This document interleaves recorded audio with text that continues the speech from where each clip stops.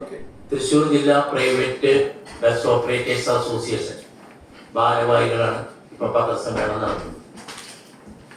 MS Premkumar association ജില്ലാ പ്രസിഡന്റാണ്. AK Sethumadhavan ഈ ബസ് ഓപ്പറേറ്റേഴ്സ് അസോസിയേഷന്റെ ജനറൽ സെക്രട്ടറിയാണ്. PG രാധാകൃഷ്ണൻ ട്രഷററാണ്. CA ജോയ് വൈസ് പ്രസിഡന്റാണ്. AU നൗഫീൻ വൈസ് പ്രസിഡന്റാണ്.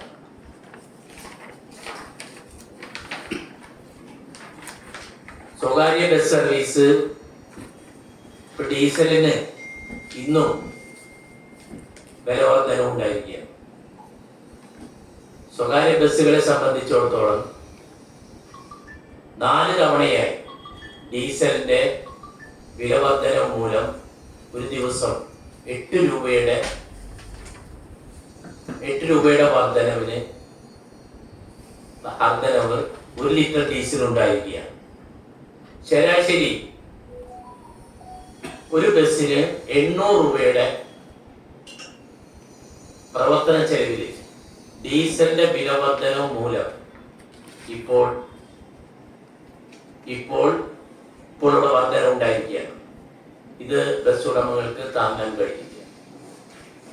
ഇനി ജൂൺ 15-ാം തീയതി മുതൽ KSRTC ബസ്സുകളിൽ സ്ത്രീകൾക്ക് സൗജന്യ യാത്ര ഇവിടെ നൽകുവാൻ കേരള സർക്കാർ തെരഞ്ഞെടുപ്പ് വാഗ്ദാനത്തിന്റെ പേരിൽ ഇപ്പോൾ തീരുമാനമെടുത്തിരിക്കുകയാണ്. ഈ സ്ത്രീകൾ KSRTC ബസ്സുകളിൽ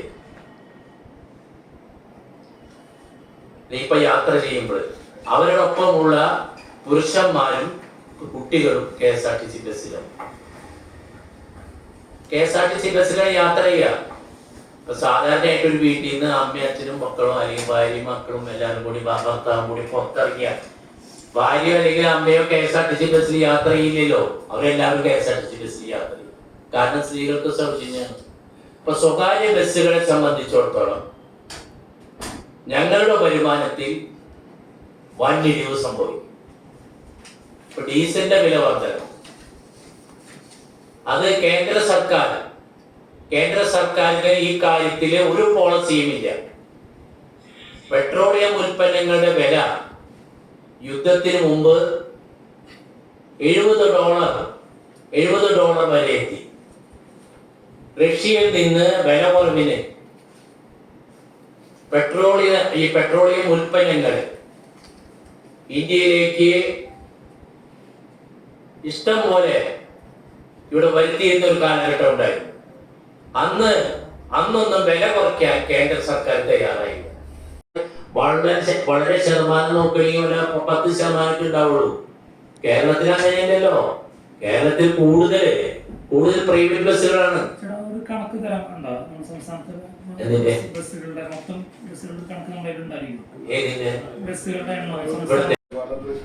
ഓടേണ്ട ദൂരം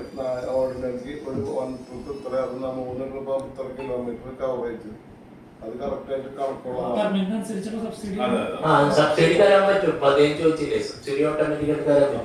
എല്ലാ ബസ്സിനും പെർമിറ്റ് ഉണ്ടല്ലോ. അത് വന്നപ്പോ അതിനുണ്ടാവുമല്ലോ, ടൈം ലിസ്റ്റ് ഉണ്ടാവുമല്ലോ. അതനുസരിച്ച് സബ്സിഡി തരാനോ ഞങ്ങൾ പറയാനില്ല. അതിന് അവര് പറയാനായിട്ട് ഞങ്ങളുടെ അഭിപ്രായം ചോദിക്കില്ലല്ലോ. അത് സർക്കാരാണ് വയ്ക്കേണ്ടത്. ഞങ്ങളെ സംബന്ധിച്ചിടത്തോളം ഞങ്ങൾക്ക് അവര് ചെയ്യുന്ന കാര്യത്തിൽ ഞങ്ങൾക്ക് എന്തെല്ലാം സർക്കാർ ചെയ്തു തരാൻ പറ്റും. ഇപ്പൊ ഞങ്ങൾ നോക്കി. ഇപ്പൊ ടാക്സ് എന്ന് പറഞ്ഞ ടാക്സ് ഞങ്ങളെ സംബന്ധിച്ചിടത്തോളം എന്താന്ന് വെച്ചാൽ 3 മാസത്തെ ടാക്സ് ആണ്. ആ ടാക്സിൽ എന്തെങ്കിലും അളവ് ചെയ്തതുകൊണ്ട് ഞങ്ങൾക്കൊരു പ്രയോജനമില്ല. ഞങ്ങൾക്ക് ഡെയിലി ബെനിഫിറ്റ് കിട്ടണമെങ്കിൽ ഡീസലിന് ഞങ്ങൾക്ക് സബ്സിഡി നൽകണം. ഡീസലിന് സബ്സിഡി ഒരു 10-20 റുപ്യ അല്ലെങ്കിൽ സബ്സിഡി നൽകാൻ കേരള സർക്കാർ തയ്യാറാവണം. ഇപ്പൊ എന്താണെന്ന് വെച്ചാൽ ഇപ്പൊ ഈ KSRTC ബസ്സുകളിൽ ഇപ്പൊ സൗജന്യം നൽകുമ്പോൾ എത്ര കോടി രൂപയാണ് ഗവൺമെന്റ് നഷ്ടം വരിക.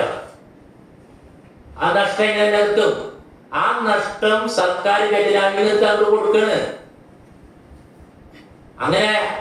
അങ്ങനെ പൈസ കൊടുത്തില്ലെങ്കിൽ കോടിക്കണക്കിന് രൂപ KSRTCക്ക് അവർക്ക് നൽകിയില്ലെങ്കിൽ KSRTC അവിടെ നിൽക്കും.